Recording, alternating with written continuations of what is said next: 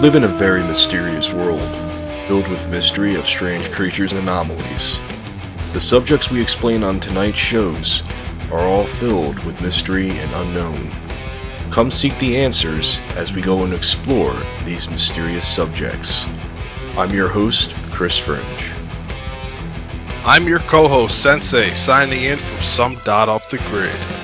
So let's take a trip to the dark side of the human mind, to a place where fact and fiction disappears, and cryptid theories grace our ears. And you're listening to The Venomous Fringe. Prepare yourselves as we dive into the madness of the mystery of our world. Good evening, ladies and gentlemen. You're listening to The Venomous Fringe. I'm your host, Chris Fringe, and tonight's episode, I'm going to be sitting down with a couple from West Virginia, one of whom had a pretty interesting encounter with a giant black wolf, but had sparked interest to me as well because of the description, which may in fact have been a dogman.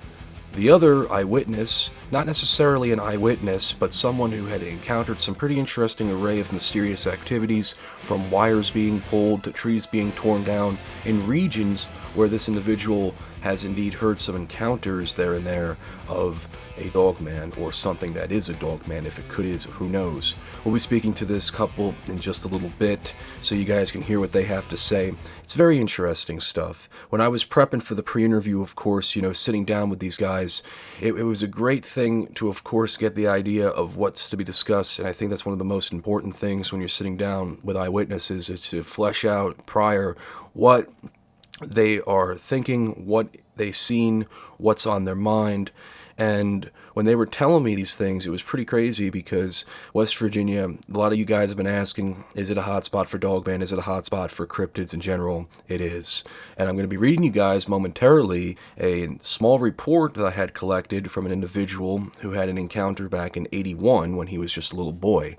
And it's a pretty crazy encounter too, especially I'm getting more and more attached to these eyewitness reports when people were kids, because in the acts of research, it just sounds like these creatures have been with these people who've seen them for quite some time. And some people who've had eyewitness reports when they were kids, sometimes it's just a one thing. Other people often have these creatures return. In the case of 𝘿𝙤𝙬𝙢𝙖𝙧, she's had these encounters her whole life. And that also dives into that whole bloodline theory, that dives into the connection theory, the attachment theory, and whatnot. Not to get sidetracked from, of course, the discussion of the show, I'll read that encounter in just a second, but a few other announcements before we get started tonight. As always, folks, I want to thank you all again for tuning in tonight. I want to thank all the Fringeaholics. Good evening to all you amazing people out there and newcomers tuning in. I want to thank you all again for tuning into tonight's show. It's very snowy by me. It's cold. Ice is forming on the roads. I hope if you guys are out and about traveling, and if you are dealing with some snow and heavy weather conditions in the winter, please be safe, guys. Please be safe. Do not take any risks. And of course, folks, this is being uploaded on the 2nd of December. So in the meantime, for those who happen to witness this episode down the road and what I'm discussing, it's just a precaution of the current situation at bay at this very moment. And overall, folks, I know that I always upload on Saturdays and often Tuesdays there and there. The problem, and I think this is a big thing with my scheduling, and it also has a lot to do with also my personal life, I don't necessarily have a set definitive time of putting out episodes. They could be either Mondays, it could be Tuesdays, it could be Saturdays. I try to distance from Fridays, and sometimes I'll do Sundays and Thursday and Wednesday episodes. But overall, I'm still working out the schedule, and of course with my co-host Sensei, that'll be some things that I'll be bringing up as well down the road, so we can have a set definitive time so that you guys can be notified, you guys can be prepared, and whatnot. I'm uploading this episode as a premiere edition for those out there who are tuning in right now, so for those who happen to listen to this down the road, as I make mention again, Mondays are not necessarily our definitive upload dates, but of course for the time being, we're just doing a bit of an experiment per se for right now. Also, with that being said, folks, if you guys would like to get in contact with me, whether you guys would like to submit a cryptid report, paranormal report, give me your insight on cryptids and paranormal, or just want to conversate with me in general, you can reach me at thevenomousfringe@gmail.com. There's going to be an email link in the description down below, as well as if you guys would like to visit me on social media.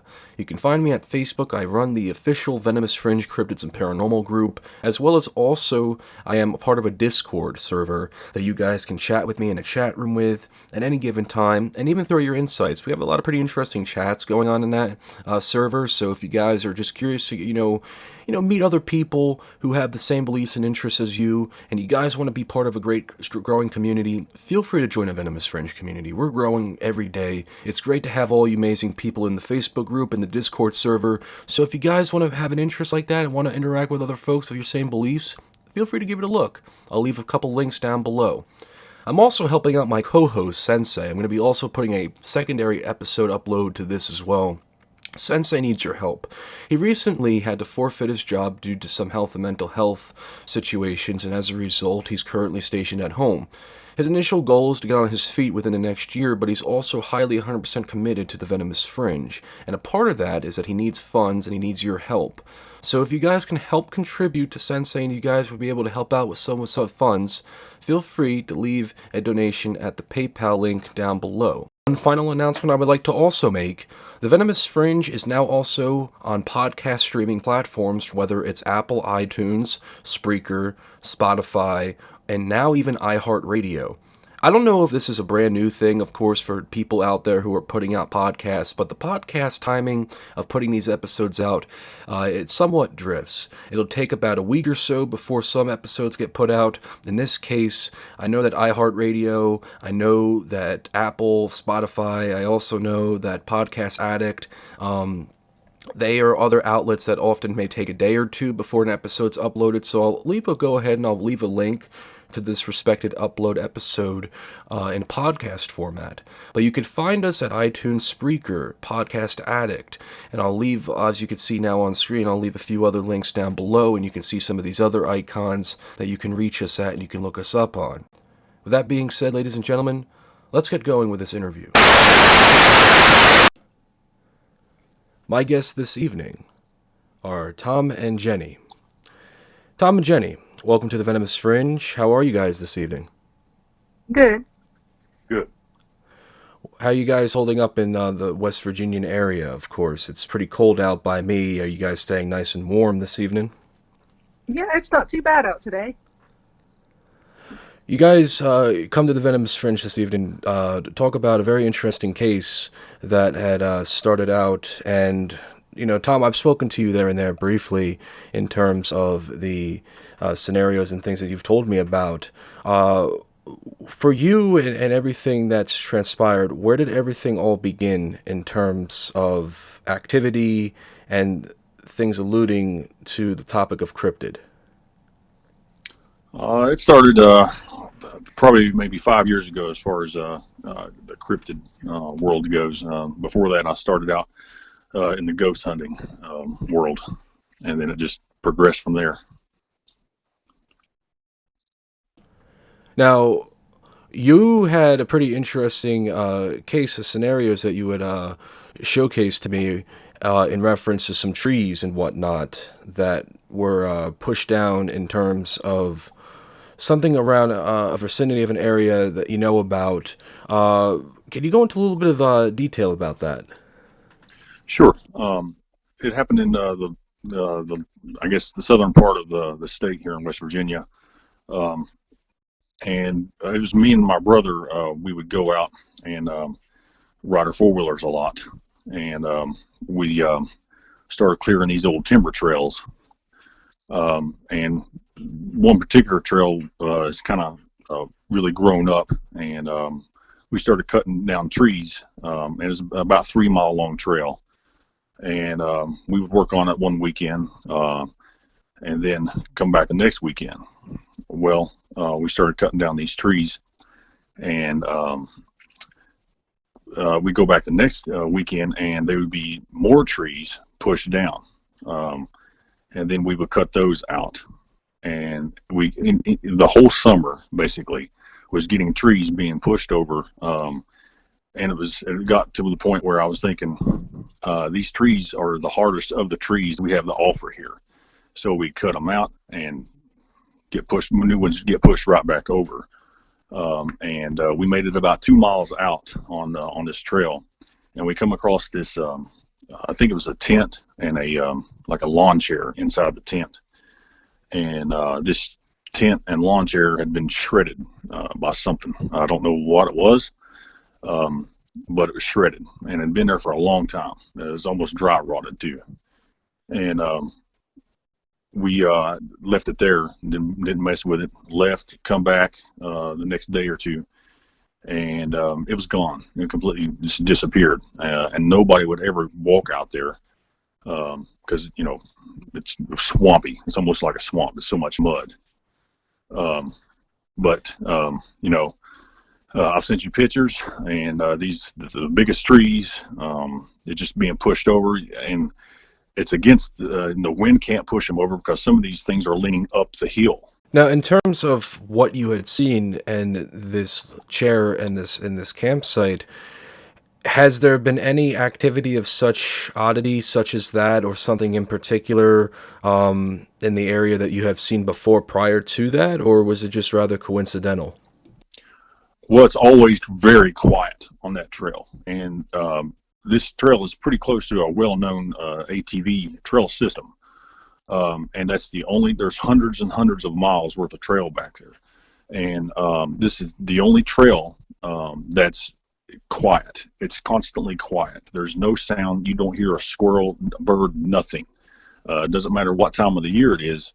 It's always super quiet. And have you, by any chance, contacted or have looked around certain perimeters and have noticed anything strange in the area? You mentioned quiet, but for those who aren't familiar with West Virginia native animals, are there any native animals in that particular area, any bear, any deer that would be of a source could have perhaps done such thing? There's bear, and I've seen a mountain lion. People say that there's not mountain lions here. They're here. I've seen it. But I've never seen a bear here. And there's, in that particular trail, there's 2 ponds, huge ponds, and there's a massive deer population there too. Has, by any chance, anybody that you have contacted or anybody that you've reached out to in particular about such situation or anything in the area, has anybody mentioned anything about the area at all, or no? No. Everything is kind of hush-hush. Nobody knows anything about anything like that. And if it was, it'd probably say it was a predator in the area. There was a particular incident that involved a family member of yours, Tom, in particular, with a dirt bike. Can you go into a little bit about that? Sure. Our brother was on the well-known trail system there, and he had his son on the dirt bike.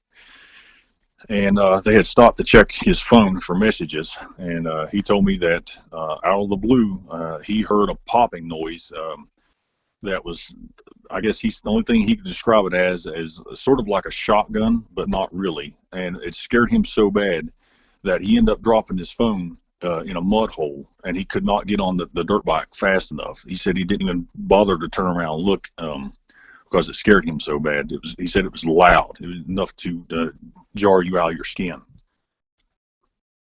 And did he get a visual on anything in the area? Did he see anything, or does he not remember? He said that he took off on the dirt bike so fast that the quicker he could get out of there, the better. Normal times, I guess, when people have an encounter or see something, in general in the woods, there's this presence of feeling watched, and it works perfectly for the sense of fright for those. But in terms of people get that sense of being watched, I mean, did he feel that type of uncomfortableness in terms of when he was out there? Well, I don't know about then, but he will not go up there to that area without me. And every time that I go, I carry a gun. And he will not go out there without a weapon. So I know that scared him to death.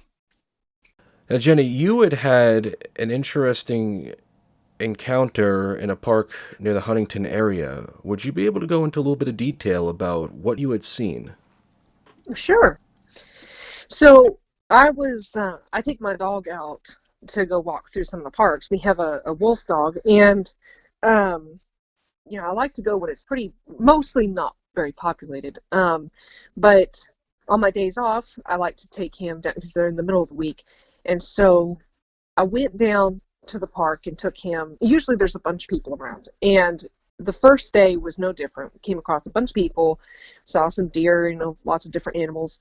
And the first day was absolutely fine. Well, I took him back the next day. It was a little bit earlier in the day, and this time it was just us. We didn't run into anybody, and it wasn't first thing in the morning. It's probably about 9 o'clock, so that was a little bit weird that there was nobody else there. And as we started walking down some of these trails, I knew that we had been the only ones, like the first ones on that trail that day, because we kept clearing every spider web there was every 2 feet. So nobody else had been down those trails.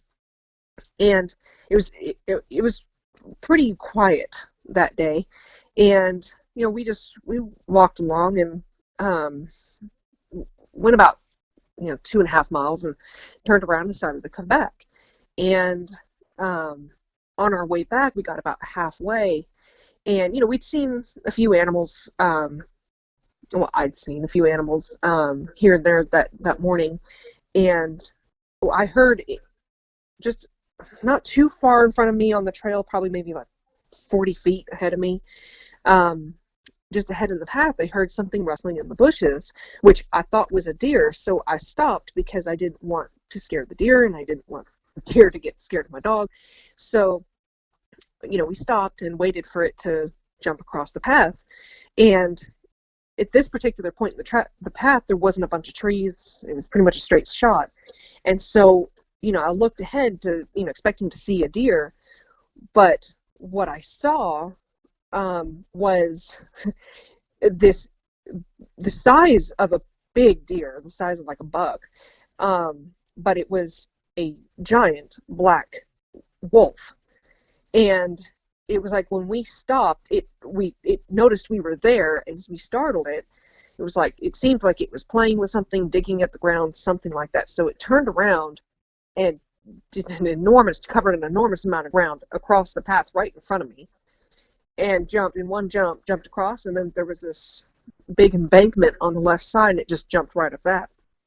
And this happened just right in front of me, and it was the best way I can describe it was a giant solid black wolf. When it jumped across the path, I saw everything. I saw its ears, its nose, its tail, its feet gliding through the air. I saw it. It was not out of the corner of my eye. I didn't just see this black streak or anything. I saw it right in front of me. And, my dog backed up into me, because he didn't even know what to do. And, I paused there for a while, kind of debating, do I keep going or go back? But I decided to keep going forward. And it was about 40 feet ahead of me, but when I looked up where it should have jumped, a thing that size, you would think you would see it running off somewhere. But it seemed like the minute it got to the top of the embankment, it just disappeared. No trace of it anywhere. And so that was that day.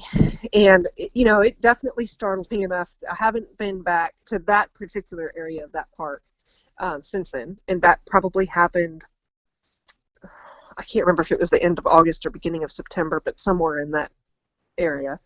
And so I hadn't been back, but a couple weeks later I decided to go to a different area of that park. And first time I went back, there was nothing other than I kept getting a feeling of uneasiness or being watched. But I didn't know if that was my nerves or just, anything. So I decided to not go back for a while. And then back in early October, I think it was, my daughter ended up getting out of school, and she said she wanted to go take the dog for a walk. So we went back to that park, but again, it was a different area than where I saw the big giant wolf. And we took our dog again, and it was pretty good. Didn't get a feeling of being watched or anything. But when we were walking around and on our way back, we were walking in. It wasn't wet that day, but it had rained recently, and in the tracks, as I noticed my dog was walking along, I noticed these enormous, almost the size of my foot, dog prints that were in the ground. And my dog, who's probably about 75 pounds, his entire foot fits in just the palm of this footprint. Which, I mean, I'm not an expert at tracking, but to me, that's a dog print, clearly.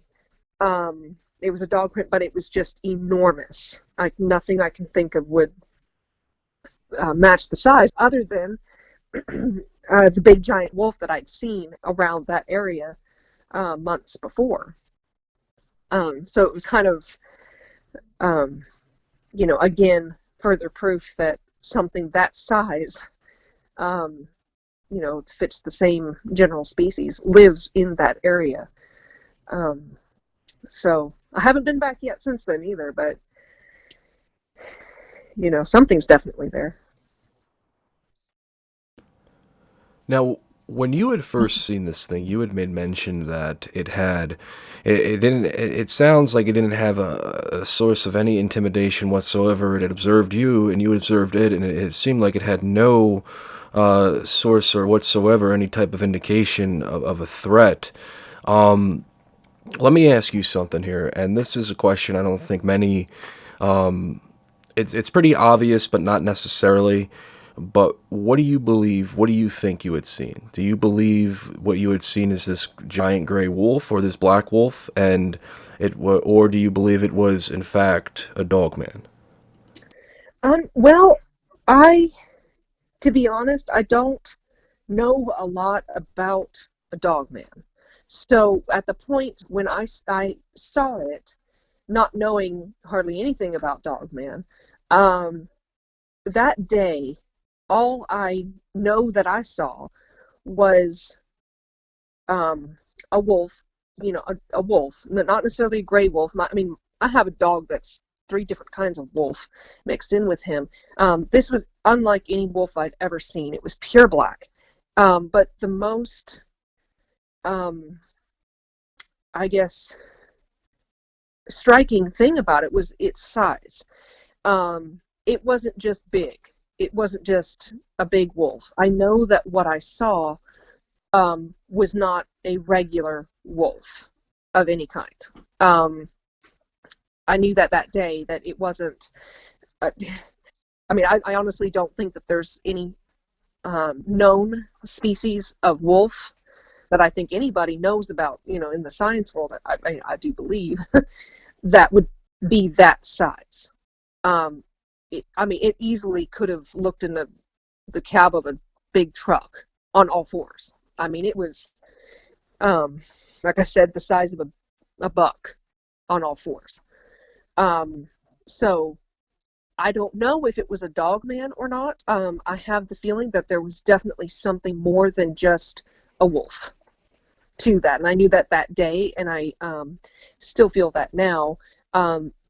Just the amount of ground it covered was incredible. It acted like any other, I guess, dog or wolf, in terms of it was playing and I startled it and it ran off. It moved like one too, but its sheer size was the most notable thing about it. But I don't think that it's just a regular wolf. I don't think that it's, like some sort of species of wolf that they just happen to have here in the city that is like any other kind of wolf breed out there. There's something special about what I saw, and I knew that day that there was something very, very unique about that. Now, you mentioned this park in the Huntington area that there are people that often do go in this area. Has anyone that you know of or anywhere around the region, has anyone said anything or has anyone mentioned anything to somebody in reference to seeing anything of a large black wolf in the area? Um, well, not really. Not that they've seen that. That nobody said that they've seen the same thing that I have. Although I was talking to somebody who grew up right in that area, and she said that as a kid, they would hear sounds of wolves, um, you know, around the house, and dogs, cats would go missing, and that they definitely tried to talk to park rangers about it, and that everybody said, oh, it's coyotes, or oh, it's this and that. And she said that her and her family knew that it wasn't just a coyote, and these were not just wolves, but everybody swore that there was no wolves in the area. But she knew that there was something more out there, that that they knew. Although nobody said that they've seen anything, but that they knew that there was something else in the area. And the only other thing was, I was also speaking with somebody else, and they happened to be, I think it was a forest ranger in the area, and they said that I explained what I saw, and most of the time I get people that don't believe me, and this person told me that they definitely believed me, but that's all they could say about it. They couldn't say anything else. But that the way he said that alluded to the fact that he knew more than he was willing to say. But that's the only other things I've heard from people. Nobody else has said they've seen anything. A lot of people have said they've been in that area and grew up in the area, have never seen or heard of anything. So I get a lot that people keep telling me, oh, it's a coyote. And I'm telling you, that was no coyote at all. At all. I know the difference between a coyote and a wolf. But, I mean, this thing was just enormous. I mean, I wouldn't have even believed it was a wolf if it wasn't for the fact that I saw that it was. It was just absolutely enormous. I find it interesting, especially in many cases when people who have run-ins with, in particular, I mean, I'm pretty sure that you are familiar with a video of a giant wolf that was chasing a dog. It's been popular on YouTube, and often many people, the video cuts before there's some sort of altercation, but point is that in this situation, you have a dog present, yourself is present, and there's this giant wolf, and you would think that there would have been an altercation of some sort of inedible outcome that would have been in favor of the former, or the latter in this case, with some sort of form of approach or scenario.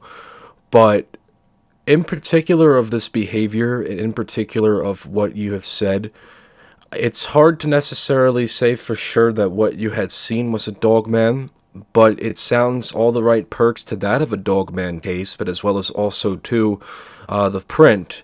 Now, as for those who are seeing it now, watching on screen, you can see the print, and the print itself, I've seen the print, it's a very big print. A lot of people, as you've mentioned, have may said it's been coyote, some even can even say it's a giant wolf, but there is something about that print, and I would love to take a further analyzation of it with your permission. And furthermore, there's something about this region, or wherever at in the Huntington area, that definitely is there, and if it is something of a dogman, it has all the perks as mentioned, but 100% sure, I don't know exactly. I'm sure you do not know exactly as well, but it is a very interesting encounter, to say the least. Now, Tom, you had a very interesting incident that occurred on your property. Can you go into a little bit of detail about that? But the missing dogs. I had two German Shepherds and a mixed breed dog just vanish. And the mixed breed dog was a very weird circumstances all the way around. We actually had her on a 2-ton cable. The max load of that cable was 2 tons, and she this is about 3 miles from the park, from Jenny's encounter, and the dog just went missing. And you've got a picture of the cable. I sent you that. I don't know exactly what happened. It's not cut with anything sharp. The dog just vanished. It's a very interesting case because of something of that altitude or whatever, and how tall it is, the wiring. It would really take something strong and strength to really pull something apart. I don't even think that you would have to get, like, I guess someone would have to get like pliers or something, or yard trimmers, or like a machete in order to pierce that right off from the way it looks. But Right, but why would they do that when you could just you can just unleash her? exactly, and that also alludes to the possibility that there is something in this area, and in particular in the West Virginia region, where there is a creature, something of the altitude of being a canine or a wolf that's running around. It's particular. If it's a dog man, it's a dog man, but who's to say for sure? Because of course, with how and going about it, if it sounds like I said all the perks, but it's a very mysterious scenario because, again, to have that encounter in the park area, and then of course to go ahead and then have something a little not too far, not even a far away from it, and have that occur. For you guys both, and just in general for those listening in, whether you're in West Virginia or in a different state, what would be the biggest piece of advice, or in general, something that you would want to throw down or know in particular of such case in this area? Like, what is something that you want to send out to people who may be listening, whether in the West Virginia area or not too far, stayed away, that might know something similar going on in particular of something of the situations? Well, there's a lot of woods here, a lot. And in my particular case, with the trees falling on that one trail, like I said, there's hundreds and hundreds of miles of ATV trails back there, and that 3-mile stretch of trail that happens to be on top of a mountain is the only trail that I know that type of activity happens on. No other trail, and we ride them. We ride thousands of miles every summer.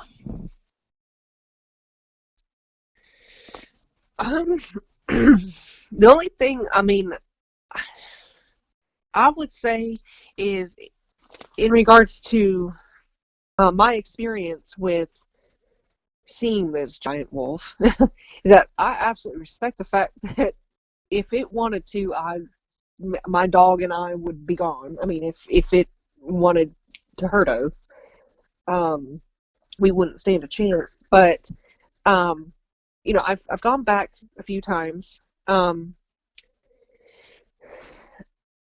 would just say, for if anybody is concerned or worried about going into these parks because there might be an enormous wolf somewhere in the area, a lot of people frequent these parks. They go there a lot, and a lot of people haven't had any experience with them. We've come across a lot of people walking alone, no dogs, no, not no company at all, and they come out fine. I think it was a very rare incident that I saw what I saw. And I think, it would be rare. I wouldn't want people to be scared to go into, enjoy the parks around here. But at least be aware that something like that is present.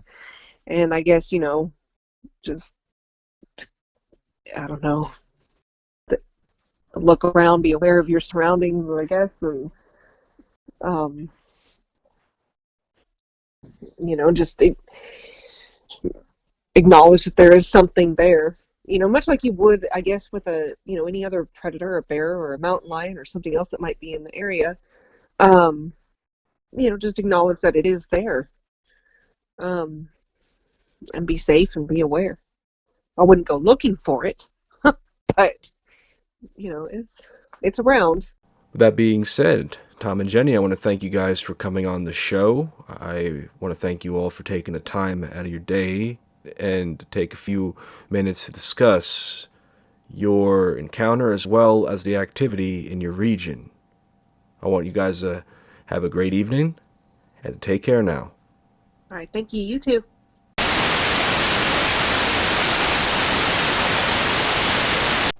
I would like to thank Tom and Jenny once again for coming on the show and discussing Jenny's encounter as well as Tom discussing what he had found and discovered in such regions.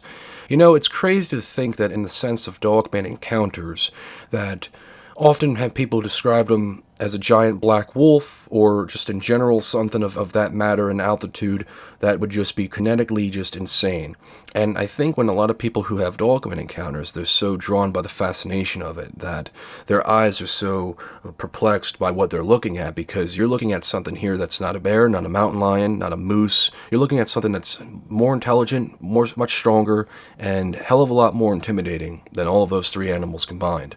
And for a dogman to stare at somebody, in particular Jenny and her dog. Now, the dog that they have is a hybrid, and this is a wolf dog. So a hybrid of such capacity, and I'll get to the wolf dog in a second, but with a creature that is able to be in the same vicinity as a possible cousin, and to have that amount of atmospheric energy and reaction, it definitely made me scratch my head a few times, especially when I had first found out about this, because I was pretty surprised. I was also shocked. Furthermore, I think at the same time, in terms of in general, when I'm thinking of when there's a dogman encounter, for me personally, when I'm thinking dogman, now I'm mumbling, apologize for those who don't like it, but personally, my opinion, when I'm told about a dogman story, when someone tells me about dogmen, I analyze the situation, I observe them, I tell people, look, I'm going to talk about it, you want to talk about it, but do not BS me. And the biggest thing about this is that, when I was even talking to them in the pre-interview, because I had spoken to them a few weeks prior before this interview, and when I had first found out about it, I was very curious because of the situation in the region. Now, we mentioned in this evening a park in the Huntington area. And, for a creature to be spotted in such a huge region of forest, and West Virginia has a lot of forest region, especially in the southern region where there's a lot of parks, a lot of forest area, a lot of acre.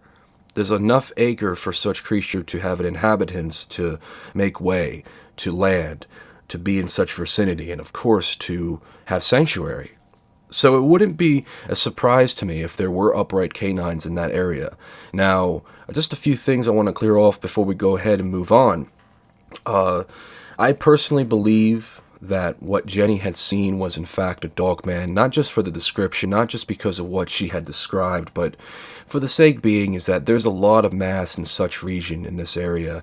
Now, I'm going to get into this next, but for where the location is at, I wasn't given anything that would necessarily be a major hotspot location. I was mentioned a location, but I wasn't 100%. But in vivid discussion, what I mean by that is that I'm not 100% too sure about other encounters in such areas around this park. Now, talking about the park, one might ask, well, how come you say it's a park in the Huntington area? Then how come the park wasn't made mention or anything like that? This is just something that I've often, when I've talked to eyewitnesses about, and often many people would want to turn eyewitnesses off to this because it could easily be a red flag to that being a fabricated story if they don't want to get out information. But then there's the other part about it where it's the protection purpose.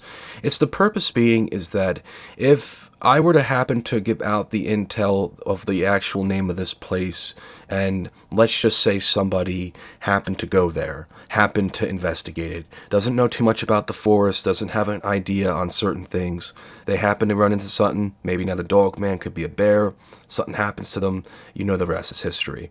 But also, too, it's for the purpose of the protection of business inquiry, their personal lives, and the jeopardy that it could impact have one happen to reveal it, and someone who knows that person happens to go about and talk about it. I think the closest we can kind of get an idea out of it, though, was the fact that she had contacted, or at least ran into, a park ranger in the area who was open and discussed such encounters of situations happening in array in such respected regions. And overall, though, that's a very interesting type of thing to talk about, because when we go back to LBL, when we go back to the forest region, the Daniel Boone Forest, also, you hear all these accounts of such activity, and rangers who have their insights, they can't say too much for the purpose of their job, and also for the purpose of attraction of a possible catastrophic event with a huge body count. So the most we can go about it is it's a park in the Huntington area. Now, you can use your Google Maps, you can look that up, and get a good idea of such regions and get a good look. But there's a lot of activity, I believe, in West Virginia, some that hasn't been disclosed and discussed about, and other things that hasn't been shed to light. When I look at the Cloaked Hedgehog's map, I see 2 sightings on the map. I don't see anything else. And I'll be reading you guys a sighting momentarily, but before I do, to conclude with Tom and Jenny's case, the footprint. Now, when you look at the footprint, it's hard to make out because you can easily see a quad track. You can see a quad track on the upper, or at least on the right-hand side of the photograph, and then when you look in the middle, you can see what appears to be a print. Now, the footprint itself, it's definitely tough to make out. I did a small Photoshop indentation, a nice stroke line that would get a good grip on what this image is. Now, when we look at a chart of canine prints, when we look at a chart of wolf prints, when we look at a chart of other mountain lion and bear prints, it definitely doesn't look like your average bear print, doesn't look like your average mountain lion print. It does look like something in the canine branch, however. Could it be a wolf? Could it be a dogman? Could it be something totally undisclosed that we're not looking at here? Possibly. I just found it quite strange that after she had returned to the site and seen that it was able to be manifested. And she also mentioned that how there could be a few tracks in one area and then the tracks vanish. Now, one can easily get an idea that maybe the tracks that vanish are perhaps maybe tracks that there's some sort of ability. I won't want to get too much into the whole magic era of things because I don't know 100%, but what I can think about and give a good hypothetical on is the idea that maybe these creatures are that intelligent enough to know that when they make the tracks, they don't necessarily have to continue making tracks. It's very easy to get some dirt and mount it over a track. It's very easy to do that. People can do it in snow, people can do it in dirt. The sighting happened in the middle, or at least early September, so the grounds were not cold. The grounds may have been wet. The photograph, you can definitely see that the dirt is not as hard. It's actually pretty soft. So you definitely have something in this photograph that is a very interesting track print. And if a park ranger has mentioned that he's not surprised, then that just alludes to something even more, something even bigger in this area. So what do you guys think about this case? What do you guys think about this footprint? It's a very interesting track. I'll also put it up in the group for you guys out there who are curious and interested to get your own analysis on it. I also want to go ahead and take a good analysis of this photograph, so I'll definitely give you guys some feedback and updates down the road in discussion of such case. But overall, that's the story of tonight. I want to read you guys real quick before we do go, though, an encounter that occurred in '81 involving an eyewitness. This eyewitness had actually reached out to me a while back, but since we were doing a West Virginia episode, I figured I'd go ahead and read it on air with his permission. So, this encounter happened in the spring of '81. This individual now is in his late 40s, but of course when he was young and innocent, he had had a very interesting encounter with a dog man at his grandparents' house. Here is the following story. Good evening, Venomous. My name is Charlie. In 1981, I had a very interesting encounter at my grandparents' house in Clifftop, West Virginia. Now, interestingly enough, this encounter was nothing too violent, but it was just very strange and something that really attracted my attention for years to come. It all began in March of '81.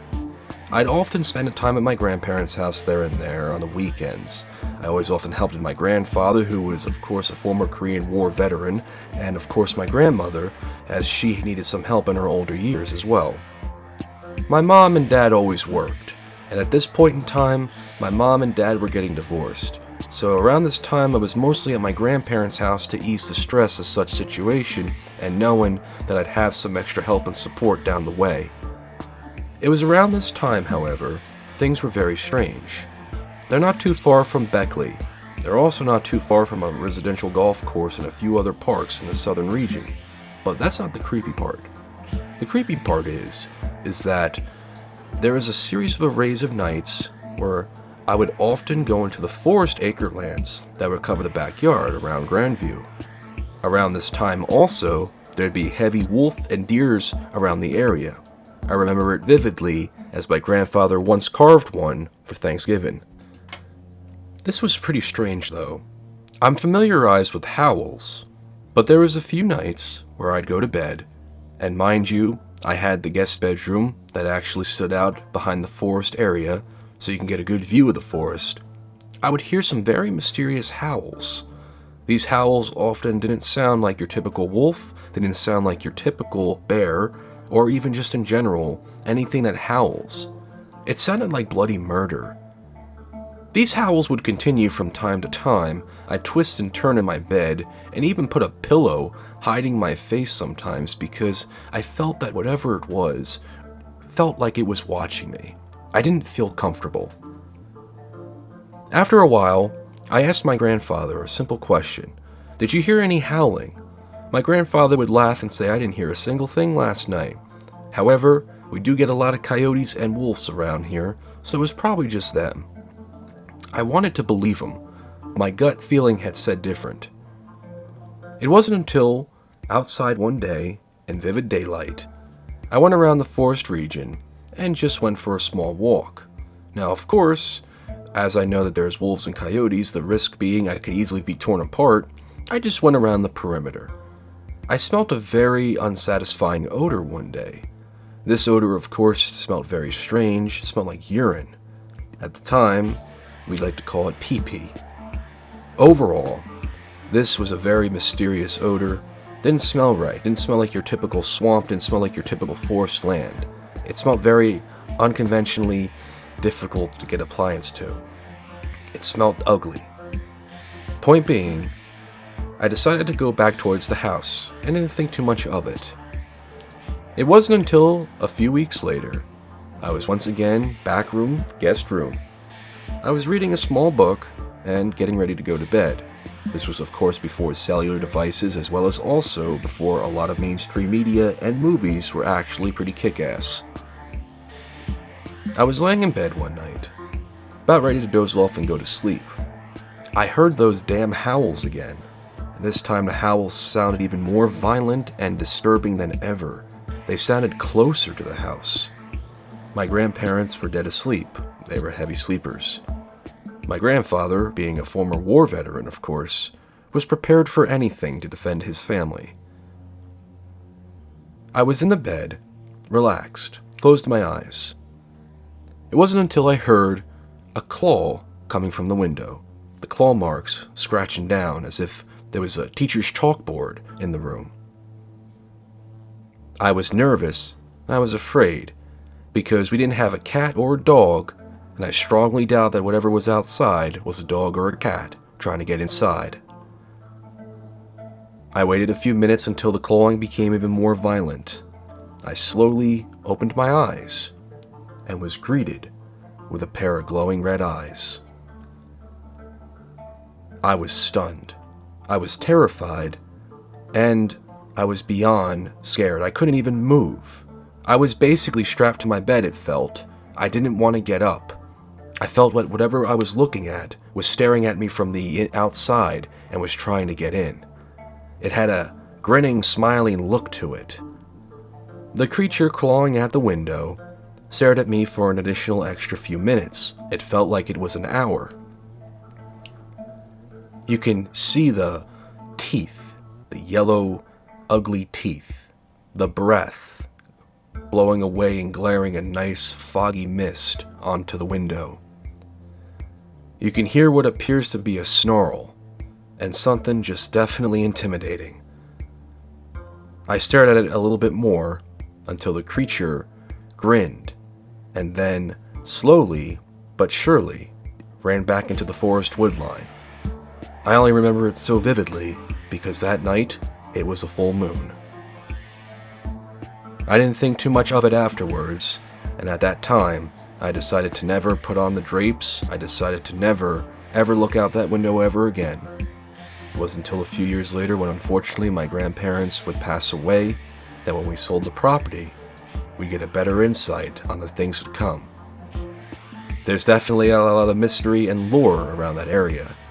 I had asked my grandparents about it down the road, and ultimately they didn't say too much about it. As a matter of fact, it sounded like they were kind of covered in their tracks, or they just thought it was nothing too major. They were so used to coyotes and wolves around the area that it was just a regular coyote and wolf incident to them. But I remember what I had seen that night, and I'll never forget. It's a very interesting report coming from this eyewitness, and the fact that I've heard it so many times when people have either been awoken to the scratching outside the window and looking at such creature, and to have that stare down. The fact that this creature can easily break through an easy puny glass, 81 glass, mind you, and could easily take this person. But it had a very intimidating source to it. Looked intimidating, could have easily ripped him to shreds if it wanted to. Not saying that in a negative way, but just a common sense way. And a very interesting report. All the cases here tonight, from the interview, of course, to this other story, very interesting account. And let me know what you guys think of such mystery in the cases. Before we do go, guys, as always, I want to thank you all for tuning into tonight's edition of the Venomous Fringe. It was very good to sit down and speak to all of you amazing people.